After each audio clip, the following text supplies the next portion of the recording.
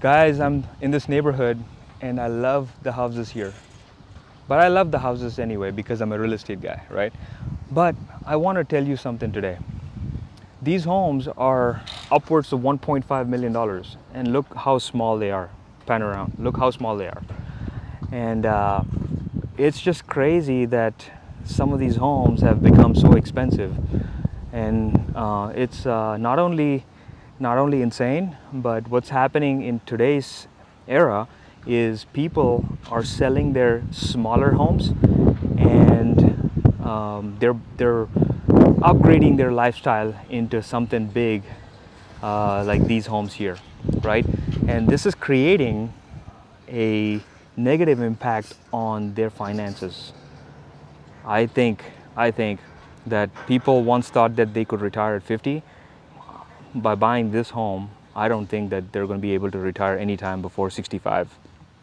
Now, I could be wrong here, but that's what the reality is.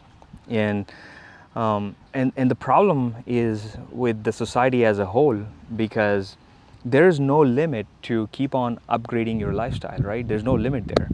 And most people are just doing that because of societal pressures, right?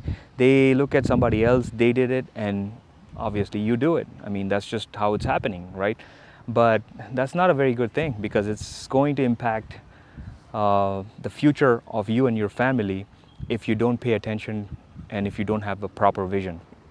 Now, the other problem is, if you truly want to stay here or somewhere else in a huge house or expensive house, no problem with that, right? But the fact of the matter is, if you're thirsty, then you need water, right? But at the same time, in today's society, if you say you're thirsty, then the society tells you that you need a bigger house because it has a bigger water connection. But it doesn't. It has the same water connection. So, you want to be positive, but I'm feeling like, most of the people would say I'm negative. But the reality is, positivity is one thing, negativity is one thing, but the reality is a completely different thing, right? So the companies or the builders in this case, whoever wants to sell you this t-shirt or this short or whatever, like the house or whatever, they want you to be positive. Society wants you to be positive. Why? Because they want you to move into here and keep on working for life, and at the end of the day you're probably not going to be well off, because you're throwing away your money on property taxes, insurance, HOA, mortgage, interest, all that stuff, right? I mean, it's adding up. But again, it's up to you. I'm not just saying it for the sake of saying it, but the point here is, positivity is good, negativity, people say it's not good. But in both cases, whether you're positive or negative, you want the object. In this case, in this example, the object is the house, right? If you're positive, then you're working hard, you're working 80 hours a week just to make sure that you think that, yeah, I hope that I can buy this house, right? Negative, oh, I'm working hard, but I don't think I can afford this house. Both are behind this object, which is the house. But the reality of it is, do you really need the house? Do you really need this house? There's other houses for $300,000, $400,000. Why do you need a house that's $2.5 million, right? So that's the reality of it. But the reality gets skewed by societal pressures, because somebody else is buying it and then you have to buy it. And then this is how the chain reaction starts. And it's a never-ending game. It's a never-ending game.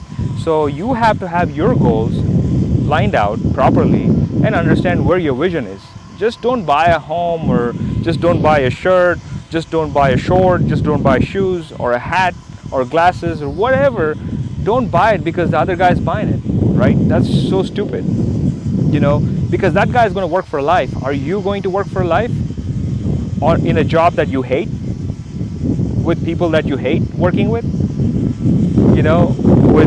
With manager that tells you, hey, you got to wear a button shirt, collar shirt, a tie, a suit jacket. You hate all that stuff, but you still wear it. Why? Because you have to work there. Otherwise, you can't afford this place right here. But anyhow, point here is, You got the positivity, you got the negativity.